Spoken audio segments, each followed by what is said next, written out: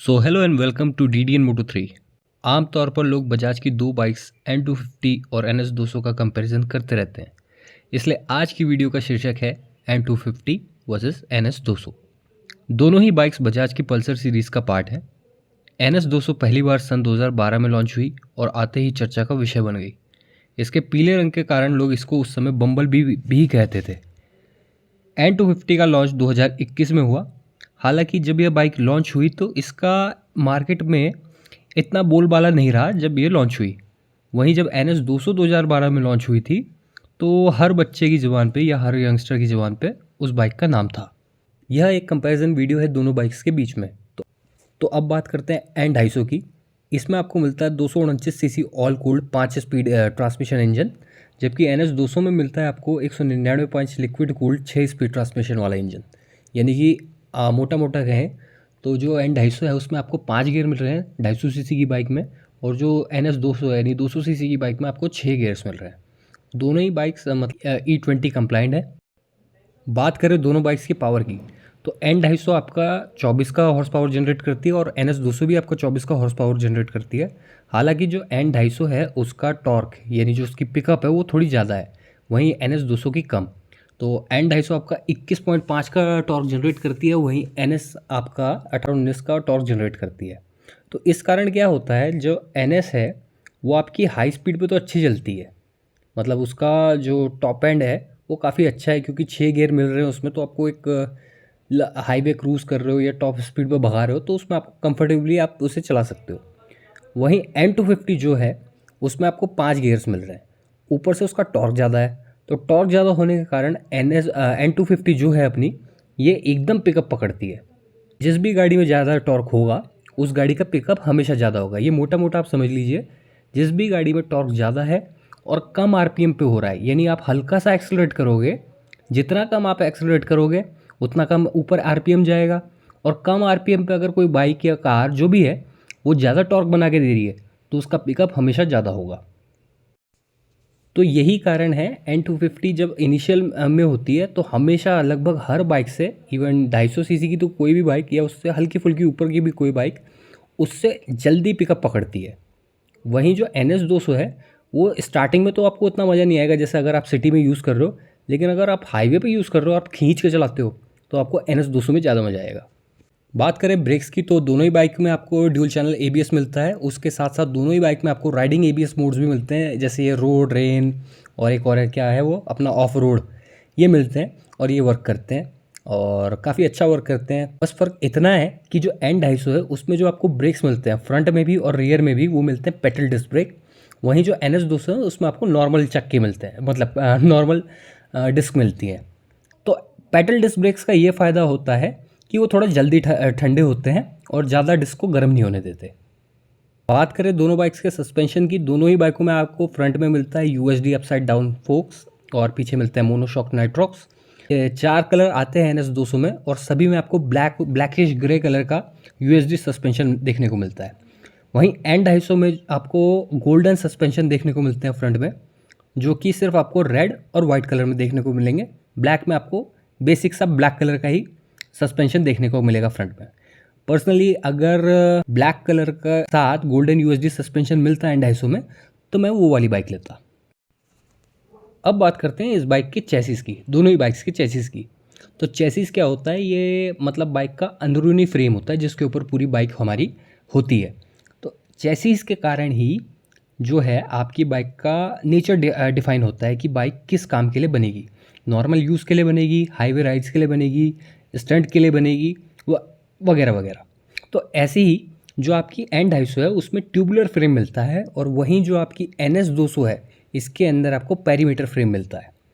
तो इसका क्या फ़ायदा है, तो जिस बाइक में आपको ट्यूबुलर फ्रेम मिलेगा वो थोड़ा आपका सिटी यूज़ के लिए ज़्यादा अच्छी रहेगी। वहीं हाई स्पीड की जो बाइक्स होती हैं उनमें आपको पेरीमीटर फ्रेम मिलेगा, तो ये हाई स्पीड पे आपको बहुत ज़्यादा कॉन्फिडेंस प्रोवाइड करती है। और इसी का एक और एग्जांपल है जैसे कि R15 150 सीसी की होके भी वो हाई स्पीड पे काफ़ी कॉन्फिडेंस प्रोवाइड करती है। उसका कारण उस बाइक में भी आपको पेरीमीटर फ्रेम मिलता है। तो फ्रेम आपके बाइक के नेचर के लिए बहुत ज़्यादा मैटर करता है कि उस बाइक में किस टाइप का फ्रेम है और वो बाइक किस काम के लिए, किस पर्पज़ के लिए बनी है, तो ये सब आपका फ्रेम पे डिफाइन करता, मतलब फ्रेम से डिफाइन होता है कि वो बाइक तेज़ भगाने के लिए है या नॉर्मली चलाने के लिए। तो जो N250 है उसको मैंने काफ़ी ज़्यादा चला रखा है, मैं उसको ओन करता हूँ। NS200 का उतना ज़्यादा एक्सपीरियंस मेरे को नहीं है क्योंकि मैंने उसे बहुत कम चलाया है। N250 के बनस्पत तो बहुत ही ज़्यादा कम चला है। तो क्या है, N250 जो है आपकी बाइक, ये थोड़ी भारी है और साथ साथ छोटी। तो जो जिनका कद छोटा है या जो थोड़े चौड़े भी हैं, थोड़े मोटे से चौड़े से लोग हैं, उनके लिए N250 काफ़ी कंफर्टेबल है। वहीं NS200 उन लोगों के लिए ज़्यादा कंफर्टेबल है जो लंबे हैं, और क्योंकि इसका ग्राउंड क्लियरेंस भी ज़्यादा है, बाइक भी थोड़ी बड़ी है और सीट हाइट भी इसकी थोड़ी उससे अपनी N250 से ज़्यादा है। तो NS में आपको क्या होता है कि NS की जो सीट्स हैं वो भी थोड़ी सी अपनी मतलब स्टिफ हैं N250 के मुकाबले। मैंने NS200 को भी थोड़ा पथरीले रास्तों में चला के देखा है, मेरे को उतना मज़ा नहीं आया। ऊपर से मतलब वो थोड़ा चुभने वाली गाड़ी है, मतलब जब आप पत्थरों में चलाओ उसे या थोड़ा सा इधर उधर चलाओ। वहीं N250 को मेरे को नहीं लगता कि आप ख़राब रास्तों में लेके जाओ और आपको कोई दिक्कत आए। आप उसे जिस स्पीड पे चल रहे हो उसी स्पीड पे आप ख़राब रास्तों पे चला दो, आपको स्पीड कम करने तक की ज़रूरत नहीं पड़ती। वहीं NS200 में आपको थोड़ा देखभाल के संभल के भी चलना पड़ता है, मतलब ख़राब रास्तों पे। वहीं हाई स्पीड पे उल्टा हो जाता है। N250 जैसे ही आप 100 क्रॉस करोगे बाइक अनस्टेबल फील होगी, मतलब अनस्टेबल जैसी लगेगी, फील नहीं होगी। बाइक में आपको ऐसा लगेगा आपको कॉन्फिडेंस नहीं आ रहा भगाते हुए। 100 से नीचे नीचे चलाइए, बहुत मज़ेदार चलती है। वहीं NS200 कब 100 क्रॉस करके ऊपर चल रही होगी आपको पता ही नहीं चलेगा। तो वो उसका नेचर है, N250 का ये नेचर है। अब बात करें कुछ बेसिक फीचर्स की, तो दोनों ही बाइकों में ये आपको अजीब सा LCD डिस्प्ले मिलता है। मेरे को पर्सनली ये दोनों ही पसंद नहीं है। मेरे को इनका वो पुराना वाला मीटर ज़्यादा पसंद आता था जिसमें एक टैकोमीटर मिलता था और साइड में अपना एक डिजिटल वाला मिलता था, और जब वो सुई ऊपर जाती है तो बड़ा मज़ा आता है। किसी भी बाइक में जो ये एनालॉग टैकोमीटर या अगर एनालॉग स्पीडोमीटर भी मिल जाए तो उसे देखने में अलग ही मज़ा आता है। ये LCD वाले मेरे को उतना मज़ेदार नहीं लगते। और साथ ही साथ मेरे को इन दोनों का जो ब्राइटनेस है वो इतना पसंद नहीं आता धूप में। धूप में तो ऐसा लगता है कि बाइक पे दिख ही नहीं रहा है कि इसके मीटर में क्या चल रहा है। और जो आपका ब्लूटूथ है दोनों ही बाइकों में मिल जाता है, 10x10 navigation, AFE, IFE, speedometer सारा डिजिटल में है, ये सब मिलता है इसमें। हाँ, एक चीज़ है मतलब जो फीचर्स के मामले में है, जो आपका टैंक पैड है वो आपको मिलता है NS200 में। N250 में आपको टैंक पैड नहीं मिलता। वहीं NS200 में आपको एक और चीज़ मिलती है जो मेरे को लगता है हाँ थोड़ी ज़रूरत है, हज़ार्ड लाइट।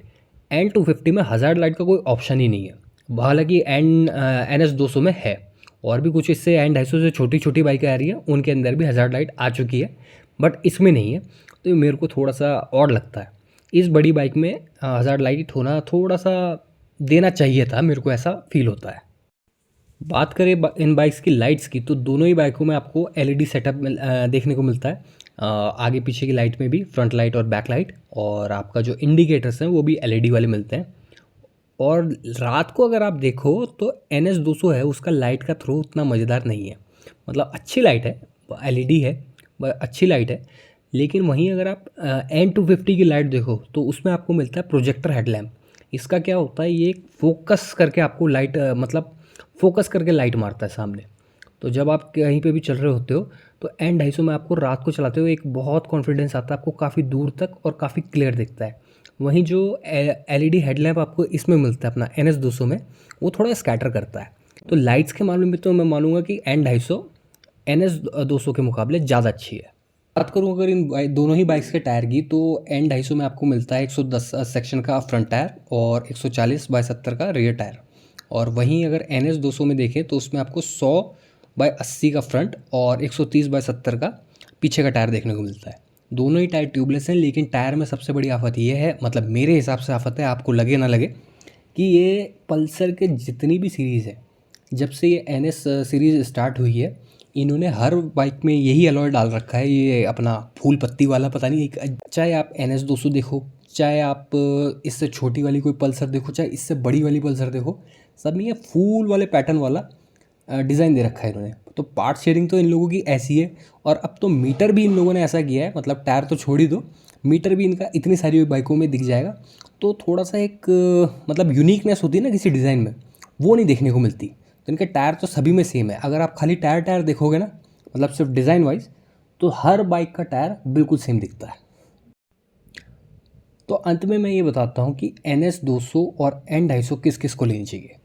N 250 उसको लेनी चाहिए जिसे चलाने में मज़ा आता है, जिसे फटाफट ओवरटेक लेना है लेकिन उसे ज़्यादा टॉप स्पीड पे नहीं चलना, तो उसको सीधा सीधा N 250 पे जाना चाहिए और फीचर्स भी इस बाइक में काफ़ी अच्छे मिल जाएंगे आपको। वहीं NS 200 उनको लेना चाहिए, फीचर तो इस बाइक में आपको मिल ही रहे हैं, लेकिन NS 200 उन लोगों के लिए बहुत बढ़िया है जो खींच के बाइक चलाते हैं। खींच के महीना मतलब जो पूरा एक्सीलेटर को मरोड़ के बाइक चलाते हैं हाईवेज़ पे या कहीं पे भी, उनके लिए NS 200 बहुत अच्छी बाइक है क्योंकि उसका नेचर है वो हाई RPM पे आपको ज़्यादा मज़ा देगी। वहीं जो N 250 है वो आपको लो और मिड रेंज में बहुत मज़ा देगी।